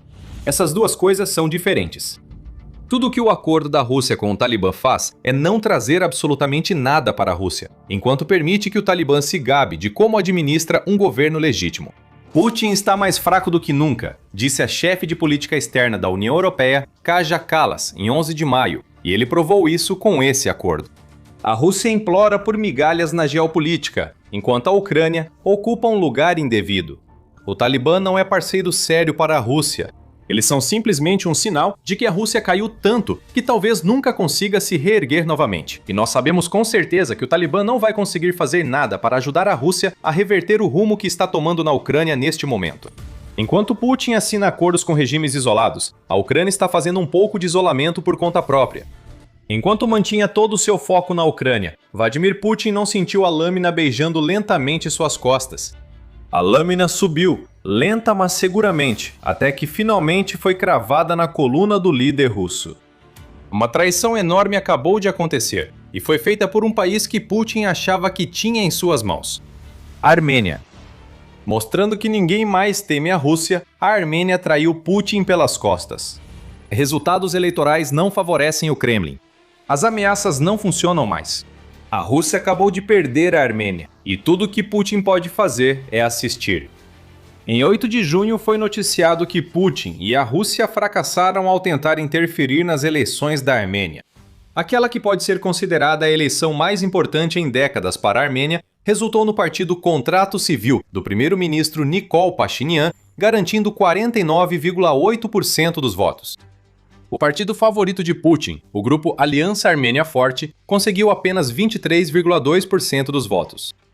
Isso os colocou em segundo lugar, mas com menos da metade do que o partido de Pashinyan obteve, esse resultado será visto como uma traição a Putin. O líder da Rússia achava que tinha feito o suficiente. Táticas sujas deveriam decidir as eleições armênias a favor da Rússia, mas o povo do país simplesmente se levantou e mostrou para Putin onde enfiar sua interferência eleitoral. E houve muita dessa interferência. A revista The Economist destaca que as eleições na Armênia ocorreram sob a sombra da Rússia banindo a importação de vários produtos armênios. Água, rosas, vinho, cerejas, morangos e até conhaque estavam na lista de produtos proibidos, enquanto Putin tentava mandar um recado: votem como eu quero, ou a Armênia pede milhões, se não bilhões de dólares em comércio com a Rússia. E a ameaça de Putin era crível. Como destaca o Observatório de Complexidade Econômica, a Rússia é um dos maiores parceiros de exportação da Armênia, ocupando o segundo lugar entre os compradores do país, com importações anuais no valor de 3,14 bilhões de dólares. A Rússia também vende muito para a Armênia, fornecendo 9,24 bilhões de dólares em bens e serviços para a Armênia todos os anos. Putin aumentava a pressão do único jeito que conhece para garantir que as eleições armênias fossem favoráveis a ele. Ele queria criar medo, não de um exército russo descontrolado. A Armênia deveria ser amiga, não uma potencial inimiga. Não, Putin queria que os armênios comuns temessem problemas econômicos caso decidissem se afastar da Rússia e apoiassem um primeiro-ministro que aproxima o país do Ocidente e o distancia do controle de Putin. Nada disso funcionou. As ameaças, intimidação e proibições comerciais não tiveram efeito, pois Putin só pôde ver a maioria dos armênios rejeitar a russificação. Essa é uma grande vitória. Não só para a Armênia, mas para toda a resistência ocidental à influência russa, este é mais um sinal de que o alcance geopolítico de Putin está longe do que ele deseja aparentar. Pashinyan destacou a importância dessa votação para a Armênia. O povo armênio votou pela prosperidade regional e cooperação, declarou o primeiro-ministro. Um ex-jornalista que assumiu o cargo em 2018 após ajudar a liderar um levante pacífico contra o antigo governo aliado do Kremlin, Pashinyan tem sido uma constante dor de cabeça para Putin desde então. Ele lembra Putin que não pode controlar tudo, mesmo em países menores, onde as táticas de influência da Rússia podem funcionar. Há 8 anos, Pashinyan busca laços mais próximos com o Ocidente, como União Europeia e Estados Unidos. Ele também trabalhou para reconstruir relações com rivais históricos e unir mais a nação. Putin odeia a unidade. Com a unidade, colapsa a principal estratégia da Rússia de explorar divisões. E no dia 8 de junho, o povo armênio mostrou à Rússia que ainda está unido em torno do líder que os guia, cada vez mais para longe da influência russa. Embora essa vitória seja grande para a Armênia, alguns afirmam que é ainda maior para potências ocidentais, que buscam mostrar a Putin que ele não é tão poderoso quanto imagina. Após os resultados, Emmanuel Macron elogiou a decisão do povo armênio, destacando que indica uma mudança rumo a maior integração europeia. O embaixador do Reino Unido, Alexandre Cole, elogiou a condução da eleição e prometeu apoio britânico para manter as instituições democráticas da Armênia. O presidente ucraniano Volodymyr Zelensky celebrou o resultado, disse esperar aprofundar os laços com o país e pediu mais envolvimento da União Europeia com a Armênia em seu caminho de reformas ocidentais. E falando da União Europeia e da Europa como um todo, a presidente da Comissão Europeia, Ursula von der Leyen, disse que o resultado mostrou que o espírito da Revolução de Veludo que você liderou em 2018 está vivo e forte. Em mensagem a Pashinyan, destacou que a União Europeia ofereceu 58 milhões de dólares à Armênia em 4 de junho para enfrentar a chantagem econômica da Rússia, prometendo mais apoio futuramente. Essas reações mostram o real significado da vitória de Pashinyan em 8 de junho. A vitória de Pashinyan deixou todos os inimigos da Rússia felizes, mostrando a importância desse resultado. Sobre a Rússia, basta dizer que Putin está muito insatisfeito com o que considera uma grande traição de um país que pensava poder manipular. Discutimos as táticas de pressão de Putin há pouco. Essas táticas foram muito além da chantagem econômica que deveria influenciar os eleitores armênios nos dias que antecederam a ida deles às urnas. A Rússia tentou muito mais do que isso, com algumas de suas táticas sendo mais encobertas do que outras. Em 29 de maio, a Reuters revelou que a Rússia intensificou uma campanha de desinformação para influenciar votos em favor de candidatos pró-Rússia. Segundo 5 oficiais de inteligência ocidentais e documentos revelados à Reuters, conforme a agência. Além dessa campanha, a Rússia seguiu um caminho muito mais explícito ao desenvolver um esquema para transportar dezenas de milhares de russos armênios para a Armênia apenas para que pudessem votar na eleição. Oficiais de inteligência disseram à Reuters que a Rússia calculou em 50 milhões de dólares o custo para transportar 100 mil eleitores. Até maio, o país já tinha cotas regionais e avaliava onde posicionar esses eleitores migrantes antes da eleição. A Reuters afirma que não está claro se a Rússia realmente conseguiu colocar esse plano em prática. Mas isso não importa mais. Putin perdeu, Pashinyan venceu. A Rússia pressionou com ameaças vagas e tentou forçar a Armênia a referendos que Putin queria para atrapalhar a votação. No início de abril, Putin alertou publicamente a Armênia de que precisava escolher entre União Europeia e Rússia. Mas deve ficar claro e dito honestamente desde o início que aderir a uma união aduaneira, tanto com a União Europeia quanto com a União Econômica da Eurásia, é impossível, afirmou Putin em aviso direto a Pashinyan. A União Econômica da Eurásia é um bloco econômico pouco integrado formado por Armênia, Bielorrússia, Quirguistão e Cazaquistão. Criada em 2015, visa incentivar o livre comércio e a circulação de trabalhadores entre os membros. A Rússia lidera o grupo, e Putin alertou que cortaria a Armênia do bloco caso ela se aproximasse da União Europeia com um voto desfavorável à Rússia. Ainda assim, nada funcionou. O povo da Armênia respondeu a Putin, mostrando que não teme o grande valentão da Europa. Se perder o acesso a uma união para ganhar acesso a outra muito maior e mais solidária for o preço que a Armênia tem que pagar para manter a Rússia fora de sua política, então o povo do país acabou de indicar que está disposto a pagar esse preço. E aí está Samvel Karapetyan. Você deve estar se perguntando quem é ele. Ele lidera o partido Armênia Forte, pró-Rússia, que ficou em segundo lugar nas eleições e não está satisfeito. Birras acontecem na mansão pró-Kremlin de um homem disposto a ser o cachorrinho de Putin. Antes de continuar, lembre-se, você está assistindo ao programa militar. É exatamente por isso que fazemos esses vídeos, para expor como o poder se move e por que tudo isso importa. Se você gosta do que vê, lembre-se de se inscrever para acompanhar mais dos nossos vídeos.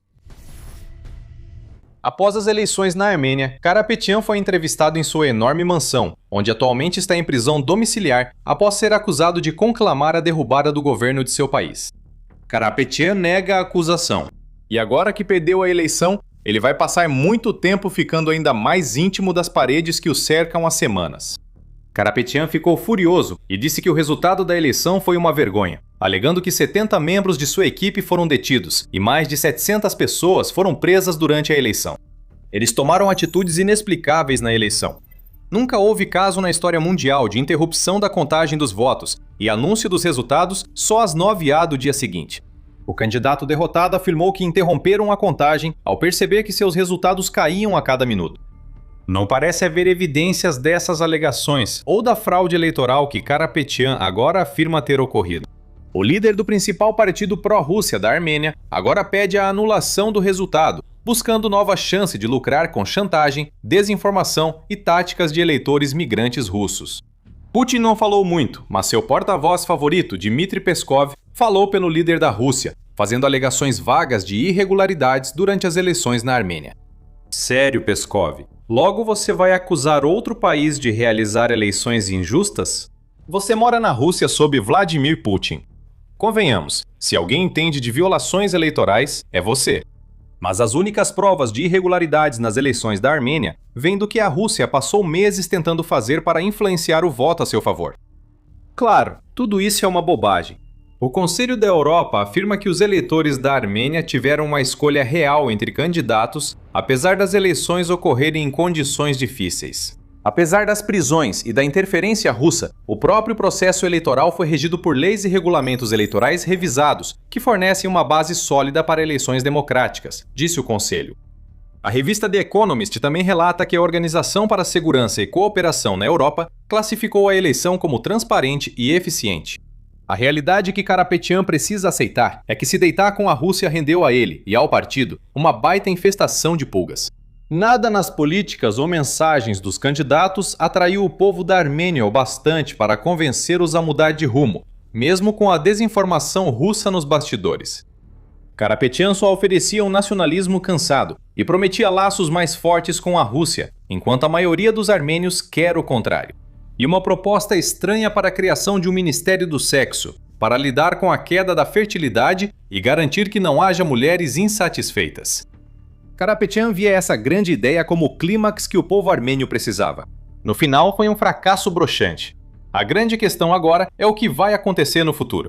O povo armênio decidiu, e Pashinyan segue no poder. É importante destacar que a Rússia, mesmo abalada, ainda tentará influenciar o futuro da Armênia.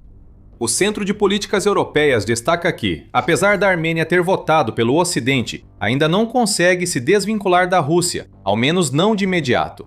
Paksinyan obteve pouco menos de 50% dos votos, abaixo dos 2/3 necessários para mudar a Constituição da Armênia, mantendo aberta a exploração russa. Isso também impede que Paksinyan retire da Constituição as reivindicações vagas sobre Nagorno-Karabakh, exigência do Azerbaijão para assinar a paz com a Armênia. A Rússia também continua sendo um parceiro comercial importante para a Armênia, e Putin provavelmente vai tentar se apoiar ainda mais nesse fato para tornar os primeiros meses do novo mandato de Paksinyan mais difíceis do que deveriam ser. Mas embora esses desafios não possam ser ignorados, a facada nas costas de Putin parece tão profunda porque o líder russo sabe que os ventos da mudança estão chegando para a Armênia. Mencionamos o Azerbaijão. Esse país, aliado à Turquia, mantém relação conturbada com a Armênia, alimentando interesses do Kremlin. A Rússia se beneficia do descontentamento e da divisão, pois aproveita o caos gerado pelos conflitos entre nações para criar oportunidades. Esse caos pode desaparecer aos poucos nos próximos anos. Um acordo de paz entre Armênia e Azerbaijão não será assinado enquanto este último mantiver sua condição principal. Segundo a Fundação Carnegie, é preciso aproveitar agora as chances de maior integração com o Ocidente. A cúpula da OTAN em Ankara, em julho, permite à Turquia organizar um encontro entre líderes da Armênia, Azerbaijão, Turquia e potências ocidentais, como os Estados Unidos, para iniciar a distensão.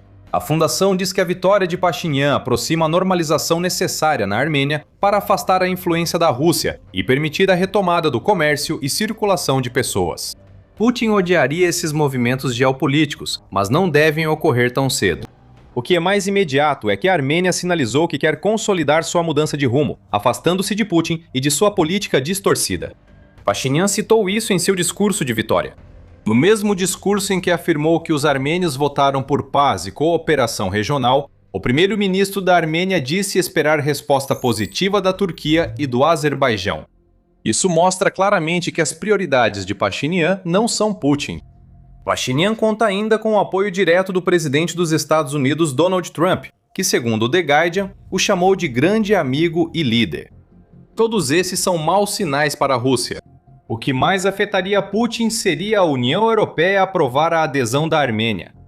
Sob o comando de Pashinyan, a Armênia aprovou uma lei para iniciar o processo de adesão à União Europeia, o que aconteceu cerca de um ano depois que o bloco disse que estaria disposto a receber a Armênia.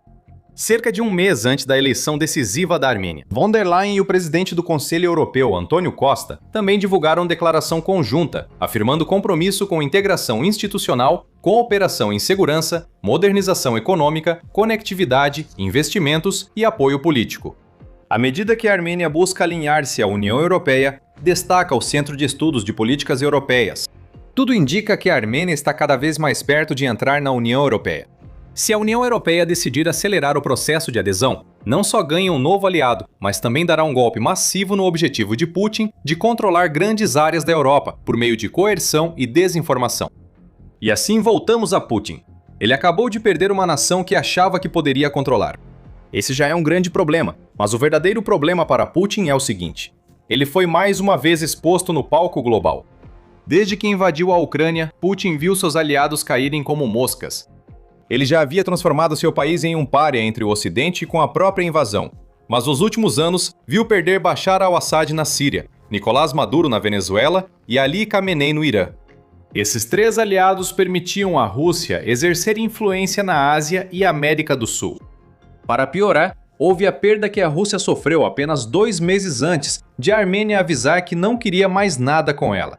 A Hungria, membro da União Europeia e principal aliada da Rússia no continente, fez o mesmo.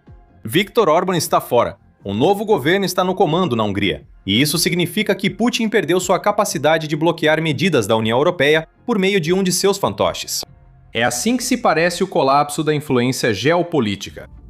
As eleições da Armênia mostram que, apesar de manipulação e desinformação, Putin continua sendo um camarão mirrado, tentando parecer um durão geopolítico. O próximo passo deve ser o agravamento do rompimento diplomático entre Rússia e Armênia. O Kremlin vai fingir que isso não importa. O Kremlin está mentindo. À medida que a Armênia deixa de apenas se aproximar do Ocidente para seguir um rumo claro para aderir à União Europeia, tudo que Putin e seus comparsas podem fazer é assistir enquanto suas maquinações fracassam mais uma vez. Antes da invasão da Ucrânia, esse colapso era imprevisível, mas Putin revelou suas verdadeiras intenções e antigos aliados viraram inimigos. A Armênia mostrou a ele por que isso importa. Um país que Putin via como aliado comercial e tampão diplomático acabou de dizer à Rússia onde enfiar isso. O medo se foi e Putin sabe disso. Ele observa em tempo real a dependência da Armênia da Rússia, herdada do pós-soviético, escorrer pelos dedos. Tudo isso, da perda da Armênia ao colapso da influência geopolítica de Putin em outros lugares, é resultado direto da guerra na Ucrânia. Putin concentrou demais sua atenção na invasão, o que significa que perdeu o controle em outros lugares, e isso não vai mudar. Algo sombrio e perigoso está acontecendo na fronteira entre a OTAN e a Rússia. Mesmo com suas tropas morrendo em uma guerra já perdida contra a Ucrânia, Putin tenta se preparar para o próximo passo. O aspirante a imperador está se preparando para uma luta com a OTAN, e as ações da Rússia no flanco leste da OTAN revelam o que ele tem em mente. Acho que a estupidez não tem limites. Um exército russo degradado está sendo preparado para a próxima guerra que Putin vai perder, enquanto a loucura do líder da Rússia se aprofunda ainda mais. Isso é insanidade. Atitudes insanas viraram comuns para um presidente russo obcecado em garantir seu legado em vez de proteger o país. A Rússia adota medidas sombrias nas fronteiras com países da OTAN, como mostram imagens de satélite. Em 10 de junho, a SVT da Suécia revelou que a Rússia constrói quartéis para milhares de soldados, depósitos de munição, instalações de armazenamento e fileiras de veículos militares ao longo de sua fronteira com a Finlândia. A análise foi feita e os números estão aí. A Finlândia prevê que a Rússia esteja se preparando para posicionar 80 mil soldados na fronteira finlandesa. Isso é um aumento enorme em relação aos 20 mil soldados que a Rússia já teve nessa fronteira no passado, diz o chefe do exército finlandês, Pasi Välimäki. Isso indica que Putin está se preparando para a guerra após a invasão da Ucrânia, algo que não deveria fazer. Isso é uma insanidade, pois a Rússia ainda está em uma luta que desgasta suas forças armadas diariamente, mas mesmo assim tenta se mostrar como potência apta a paralisar a OTAN. No geral, a SVT diz que a Rússia parece estar planejando posicionar um total de 8 divisões de soldados nas proximidades da Suécia e da Finlândia, ambos países que se tornaram membros da OTAN desde que Putin lançou sua invasão contra a Ucrânia. Isso pode ser um aviso, uma mensagem sendo enviada à Suécia e à Finlândia, de que eles deveriam reduzir seu apoio à Ucrânia e suas atividades dentro da OTAN. A mais, o aumento da infraestrutura nessa fronteira da OTAN não é tudo que Putin ordena. Segundo a NRK da Noruega, a Rússia também prepara a infraestrutura para acomodar mais 17 mil soldados próximos ao território norueguês. Mais uma vez, imagens de satélite mostram um enorme reforço russo em toda a ala leste da OTAN. Os relatos são parecidos. Vastas áreas de floresta e prédios antigos estão sendo demolidos pela Rússia para construir quartéis, instalar equipamentos, veículos e armazéns. A base mais próxima da Noruega está sendo preparada para 17 mil soldados que ainda não chegaram. Essas forças seguem lutando na Ucrânia e vemos Putin se preparando novamente. Ele quer que toda a Europa saiba o tamanho da ameaça que a Rússia representa. A resposta da Noruega foi criar a Brigada Finnmark, que contará com 5.000 soldados. No entanto, essa brigada só estará totalmente operacional em 2033. Uma resposta fraca. Pode parecer assim à primeira vista, mas a OTAN está fazendo muito mais para se preparar para o que Putin está planejando em sua fronteira leste do que isso. A NRT informa que o efetivo militar ativo da Rússia somam 1,5 milhão de soldados, muitos atuando na Ucrânia ou como reservas para possível envio ao país. Ainda assim, isso não impede Putin de tomar a decisão insana de se preparar para uma guerra além da guerra que ele já está travando. O líder da Rússia ainda presume que a vitória russa na Ucrânia é inevitável, e também acredita que ainda estará vivo para lutar contra a OTAN, apesar de já ter 73 anos. Isso não é garantido, pelo contrário. Mas o levantamento da infraestrutura revela o que Putin tem em mente. Em seu relatório sobre o que a Rússia está fazendo na fronteira com a OTAN, o Pravda revela mais sobre onde a Rússia está construindo sua nova infraestrutura. Quartéis e agrupamentos que afetam a Noruega estão sendo construídos em Pachenga, a cerca de 10 quilômetros da Lapônia. Na fronteira com a Finlândia, a Rússia constrói em Petrozavodsk e Sapanoe. Também observamos algo similar em Kirilovskoye, a cerca de 70 quilômetros da fronteira finlandesa, e a expansão da base russa existente em Kandalaksa, no Mar Branco. Luga, no Oblast de Pskov, Rússia, perto da fronteira com a Estônia, também passa por obras. No exclave de Kaliningrado, que faz fronteira com Polônia e Estados Bálticos, a Rússia amplia uma base em Baltisk. Juntando tudo isso, temos um número para a quantidade de soldados que Putin planeja posicionar na porta da OTAN: 115 mil. Isso é mais do que o dobro dos 49.600 soldados que Suécia e Finlândia têm juntos em seus exércitos ativos. Mesmo se adicionarmos os 33.440 soldados ativos da Noruega à conta, ainda assim não é suficiente para igualar a força que Putin está tentando reunir nas fronteiras dessas três nações. Essas três nações, os Estados Bálticos e a Polônia, veem com preocupação o que a Rússia aparentemente está planejando. Eles não acham que o que vem agora seja fruto de uma ameaça vazia da Rússia. Thomas Nielsen, chefe da inteligência militar sueca, resume o sentimento coletivo. Esta é uma ameaça que devemos levar a sério. Nós não achamos que tudo isso seja apenas para demonstração. Trata-se de se envolver capacidades para um confronto com a OTAN em um grande conflito em algum momento futuro. O chefe de defesa da Noruega, Erik Kristoffersen, compartilha sentimentos semelhantes, afirmando: se a Rússia está agora ampliando suas forças aos níveis que anunciou, e as imagens mostram que estão fazendo isso, a ameaça militar à Noruega vai crescer. Agora, há uma ressalva em relação a tudo isso. A Rússia está construindo toda essa infraestrutura, mas os soldados que vão ocupá-la ainda não estão se acumulando nas fronteiras da OTAN. Eles continuam lutando e morrendo na Ucrânia. Mas o que essa infraestrutura nos mostra é que Putin quer que a Rússia esteja pronta para a guerra que ele pretende começar depois que terminar na Ucrânia, supondo que ele algum dia termine na Ucrânia. No mundo ideal de Putin, ele reuniria mais que 115 mil soldados nas fronteiras da Finlândia, Noruega, Suécia e os Estados Bálticos. Serão 115 mil soldados experientes, e isso é o que fará toda a diferença. As forças muito menores que essas nações estão formando do seu lado da fronteira não foram testadas em batalha. Pelo menos não no mesmo grau que um soldado russo que sobreviveu à guerra na Ucrânia será.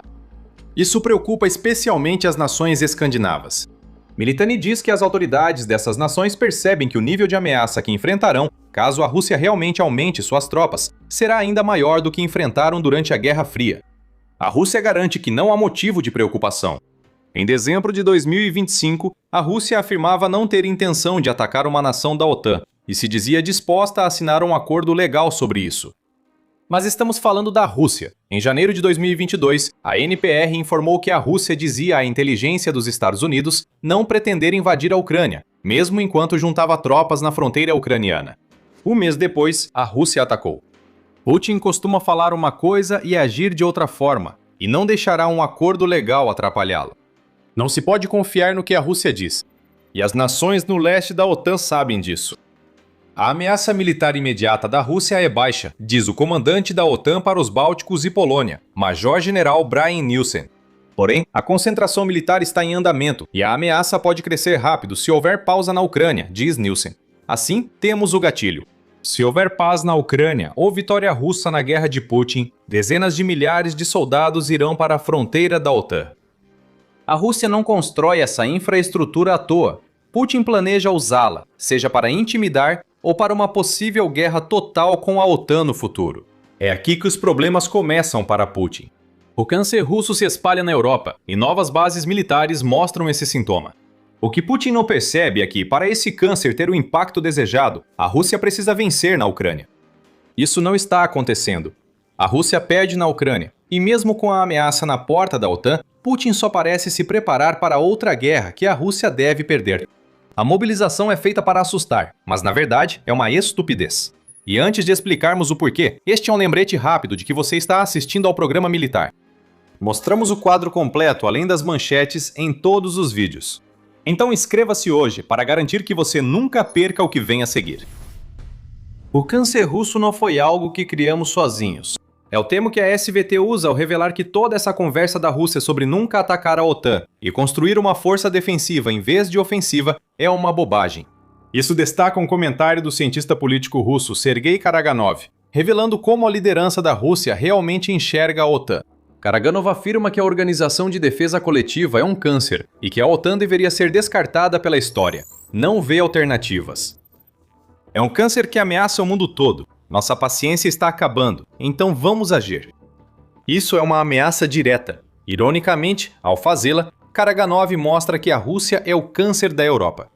Não é só a expansão da infraestrutura e a intenção de enviar mais de 100 mil soldados à fronteira que comprovam isso. Com ameaças, aumento de tropas na fronteira e guerra híbrida, vê-se o que Moscou acredita reservar para a OTAN. Em 3 de junho, o país afirmou que a União Europeia costuma ser comparada aos nazistas na Rússia.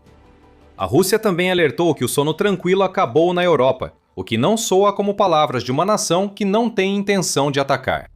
Na guerra híbrida, drones russos entram com frequência em território da OTAN, sendo o caso mais recente a colisão de um drone russo com um prédio residencial na Romênia.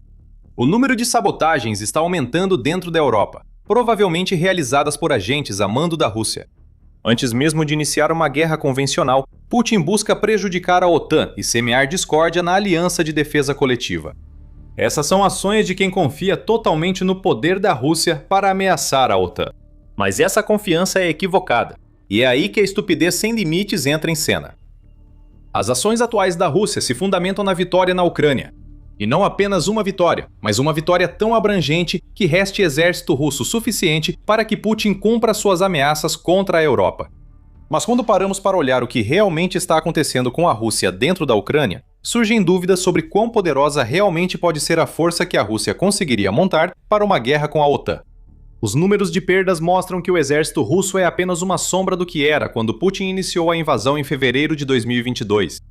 De acordo com o Ministério das Finanças da Ucrânia, a defesa ucraniana já eliminou 1,38 milhão de soldados russos, mais de 12 mil tanques, quase 44 mil sistemas de artilharia e cerca de 25 mil veículos blindados. Esse equipamento é essencial para o tipo de guerra de desgaste que Putin prefere. Mesmo sem esses eventos na Rússia, Putin usa táticas das guerras mundiais numa guerra moderna e mantém indiferença por perdas massivas, algo insustentável na Ucrânia e que seria catastrófico contra toda a OTAN. Putin ainda aposta que o mito da resistência russa se mantenha. Não se sustenta e mostra a estupidez do líder da Rússia. Mesmo com mais reforço nas fronteiras da Escandinávia e Báltico, a Rússia ainda está longe de vencer na Ucrânia. Ainda resta 80% deste único país para a Rússia conquistar antes que uma vitória possa ser declarada. E em 2026, a Ucrânia passou para a ofensiva em locais estratégicos, a ponto de a Rússia ter sofrido vários meses em que experimentou uma perda líquida de território. Em maio, o Instituto para o Estudo da Guerra revelou que a Ucrânia saiu na frente, no total de 281,1 km², considerando apenas o território que cada lado pode realmente afirmar controlar. Esses não são os números esperados do lado que diz estar vencendo a guerra. No melhor cenário, a Rússia ficou em um impasse na Ucrânia. Na pior das hipóteses, o país está realmente perdendo, já que 4 anos de tentativa de desgaste pesam mais para a Rússia do que para a Ucrânia. A Rússia não trava na Ucrânia uma guerra de conquista, mas de autodestruição. Ao analisar o acúmulo de 115 mil soldados na fronteira da OTAN, percebemos que Putin se prepara para um confronto que a Rússia quase inevitavelmente perderia. É insano. É ridículo. É o Putin de sempre. Tudo isso parece ainda mais louco ao comparar a OTAN com a Rússia. Se a Rússia atacar primeiro um país da OTAN e isso ativar o artigo 5, levando a resposta total da OTAN, a situação será ruim para a Rússia. De acordo com o estatista, a OTAN sai na frente em todas as categorias que importam. Ela possui quase o triplo de efetivo, cerca de 5 vezes mais aeronaves militares, processos muito melhores para empregar seu poder aéreo e uma frota naval que supera a da Rússia em mais de 2.000 navios e submarinos. Após 4 anos da guerra da Rússia na Ucrânia, a OTAN pode até afirmar que leva mais tanques de batalha principais para o combate, com 12.299 contra 5.630 da Rússia. Repetidas vezes, vemos a OTAN sair na frente quando se trata de números. As principais suposições são que a OTAN usará todo o seu arsenal contra a Rússia e que os Estados Unidos estarão muito envolvidos em uma guerra futura, mas nada disso é garantido. Os Estados Unidos, principalmente sob Donald Trump, já disseram que podem sair da OTAN. Há tensões na OTAN, apesar do embaixador dos Estados Unidos na OTAN, Matthew Whitaker, minimizar a situação em 11 de junho. Ele afirmou que os Estados Unidos não pretendem sair da OTAN, mas desejam maior investimento em defesa e que a Europa assuma mais responsabilidades. Se pudermos assumir que os Estados Unidos se envolveriam, então o jogo dos números parece sólido. Mesmo sem usar toda a sua força, a OTAN poderia equilibrar a guerra com a Rússia, empregando entre 1/3 e metade de seus recursos. Isso é péssimo para Putin, mas esses números não consideram o impacto da guerra na Ucrânia na força militar russa. Veja os soldados, por exemplo. A maioria dos melhores da Rússia já se perdeu na Ucrânia. Um exército de 1,5 milhão pode parecer impressionante, mas perde impacto ao notar que a maioria são recrutas ou voluntários assustados, com pouco treinamento, além de fugir de drones na Ucrânia. A situação se repete com os tanques. Cerca de 5.000 deles vêm dos estoques soviéticos, e poucos tanques modernos já mostraram vulnerabilidade a drones e armas antitanque na Ucrânia. Esse é o problema de Putin. Reforçar o exército não adianta se a base é fraca, pois o líder russo só prepara nova derrota após sua humilhação na Ucrânia. E lembre-se de que ainda restam 80% da Ucrânia pela frente. No ritmo atual de avanço da Rússia, que agora está caindo para o negativo, nem mesmo os netos de Putin viveriam o suficiente para ver uma vitória nessa guerra, muito menos um futuro ataque à OTAN. E em meio a tudo isso, não é como se a OTAN não estivesse se preparando por conta própria. Ela criou a Iniciativa do Século Oriental, fortalecendo capacidades terrestres, aéreas, marítimas, espaciais e cibernéticas nas áreas ameaçadas pelo recente reforço da Rússia de Putin. Essa iniciativa marca a mudança do policiamento aéreo para uma postura defensiva, diz a OTAN, significando que estará pronta para batalhas aéreas com a Rússia. Estônia, Letônia e Lituânia cooperam na iniciativa da Linha de Defesa do Báltico. Defesas de fronteira como dentes de dragão, cercas e fortificações não bastarão para proteger os estados bálticos se precisarem enfrentar a Rússia sozinhos. Esse não é o objetivo. A linha serve para atrasar a Rússia até que a OTAN possa responder totalmente a uma invasão russa. É mais um aviso a Putin de que não pegará a OTAN desprevenida da mesma forma que achou que pegaria a Ucrânia. E mesmo enquanto criamos este vídeo, o dia 11 de junho trouxe notícias da Emácia Ucrânia, de que a OTAN está realizando discussões urgentes sobre o reforço de seus mecanismos de defesa contra drones, após o ataque de drones russos na Romênia que mencionamos anteriormente. Essas iniciativas podem impulsionar a guerra de drones europeia, construída com o apoio da Ucrânia e integrando o atual inimigo da Rússia a esse esforço em um conflito que Putin planeja para o futuro. Putin, você está travando uma batalha perdida aqui. Não devemos subestimar o que significa a criação de infraestrutura para abrigar 115 mil soldados no flanco leste da OTAN. A Rússia claramente se prepara para lutar. Embora o presidente diga que a Rússia não invadirá uma nação da OTAN, algo preocupante ocorre na fronteira entre Rússia e OTAN. Porém, o que Putin deseja que isso signifique e como será de fato são coisas bem diferentes.